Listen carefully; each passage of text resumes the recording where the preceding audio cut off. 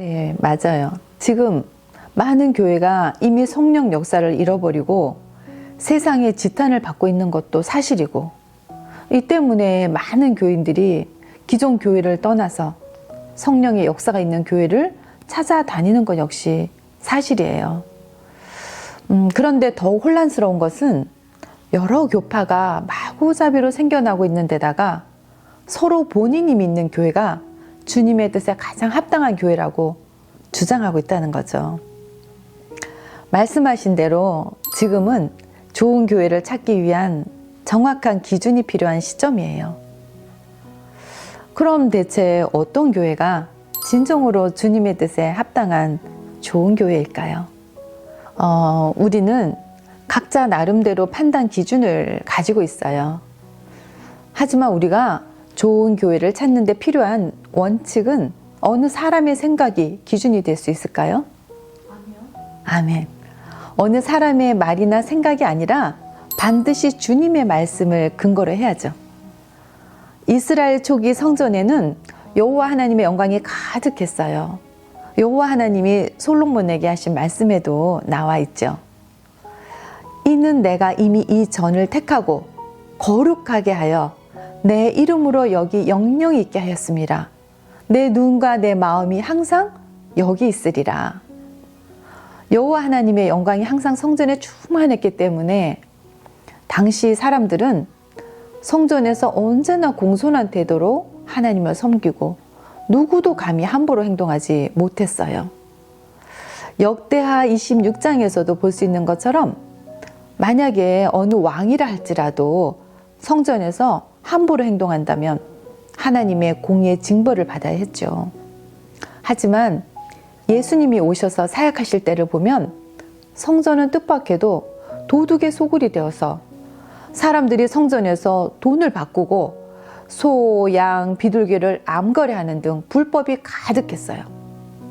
그런데도 하나님의 징계가 없었어요. 이제는 우리가 그 이유를 다 알고 있죠.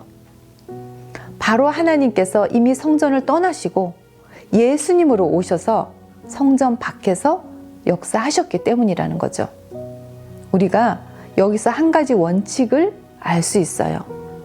똑같은 성전이지만 여호와 하나님의 영광이 충만한 성전이야말로 하나님의 뜻에 진정으로 합당한 성전이고, 도둑의 소굴이 되어버린 이 성전은 이미 하나님의 미움을 받아 더 이상 하나님의 뜻에 합당한 성전이 아니라는 거죠. 참 교회와 거짓 교회를 판단하는 가장 중요한 원칙은 교회에 성령의 역사가 있는지를 보는 거예요. 성령의 역사가 있는 교회야말로 하나님의 뜻에 합당한 참 교회이고, 성령의 역사가 없다면 거짓 교회가 틀림없습니다.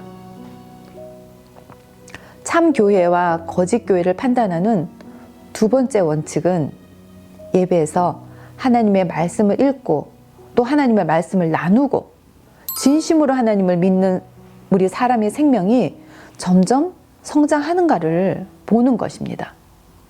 왜 이것이 중요할까요? 주님께서 말씀하셨는데요. 마태복음 7장 17절에서 20절 말씀 보겠습니다.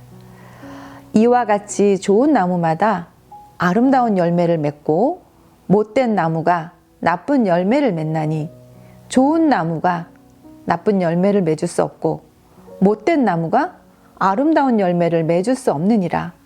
아름다운 열매를 맺지 아니하는 나무마다 찍혀 불에 던지우느랴. 이러므로 그의 열매로 그들을 알리라.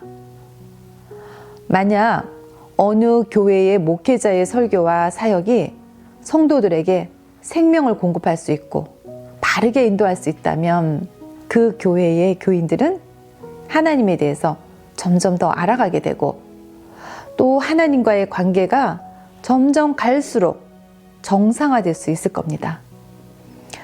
또 하나님과도 점점 가까워지고 주님의 말씀대로 살려고 노력하며 죄를 멀리할 거예요. 성도들에게 이런 효과들이 나타난다면 그 교회의 목회자는 성령의 역사가 있고 진리를 추구하는 사람이 분명한 거예요. 좋은 목자의 인도로 성도의 생명도 점점 자라나게 되니까요. 그런데 만약 어느 교회의 목회자가 성경의 글귀만 해석하거나 규례를 가지고 성도들을 단속하고 올가매려 한다면 어떻게 될까요? 그 교회에서는 진리를 나눌 수 없고, 그런 목사가 아무리 오랫동안 설교해도 그 교회 성도는 여전히 아무것도 얻을 수 없다라는 거예요. 그들에게는 성경의 글귀와 영적 이론만 있으니 하나님에 대해 진실한 알미 있을 수 없는 거죠. 이런 목사는 아무리 오랫동안 사역을 해도 성도는 생명의 공급을 조금도 얻지 못합니다. 그런데도 그들은 자신이 성도들에게 생명을 공급할 수 없다는 것을 분명히 알면서도 그 자신들의 지위와 밥줄을 지키기 위해 성령이 역사하는 교회를 찾아 나가는 성도를 가로막기까지 하는 거예요. 이것은 그들에게 성령의 역사가 전혀 없고 우리의 영적 생명을 가로막고 주님의 뜻을 거스르는 악한 종이라는 것을 증명하는 겁니다. 하지만 우리가 진심으로 진리를 추구하는 사람이라면 분명 하나님의 말씀에 마음을 기울이고 진리를 묵상하고 구하며 맹목적으로 목사를 따르지 않고 목사가 하는 말과 행동이 진리에 합당한지, 하나님의 말씀에 합당한지, 하나님의 말씀에 근거가 있는지를 분별할 수 있습니다. 목사의 말과 행동이 진리에 합당하면 받아들이고 순종할 수 있지만, 그렇지 않으면 거절할 수 있는 사람이 마음의 중심에 하나님의 자리가 있고 모든 일에 하나님을 높이며 하나님의 말씀을 가지고 일을 할 수 있습니다. 이런 사람은 진리를 이해하고 분별력이 있으며 하나님의 마음에 합당한 사람입니다. 만약 진리를 추구하는 목회자가 교회에서 설교와 사역을 하고 진리를 추구하는 사람들이 교회의 중심이 된다면 그 교회 성도들은 모두 진리를 추구하고 생명이 차츰 자라서 갈수록 진리를 이해하고 하나님에 대해서도 점점 알게 되죠. 그런 그 교회는 성령의 역사가 있고 하나님의 마음에 합당한 참 교회라고 확신할 수 있습니다. 그렇지 않으면 거짓 교회가 틀림없습니다. 참 교회와 거짓 교회를 판단하는 원칙을 두 가지 말씀드렸는데 확실하게 정리가 되셨나요?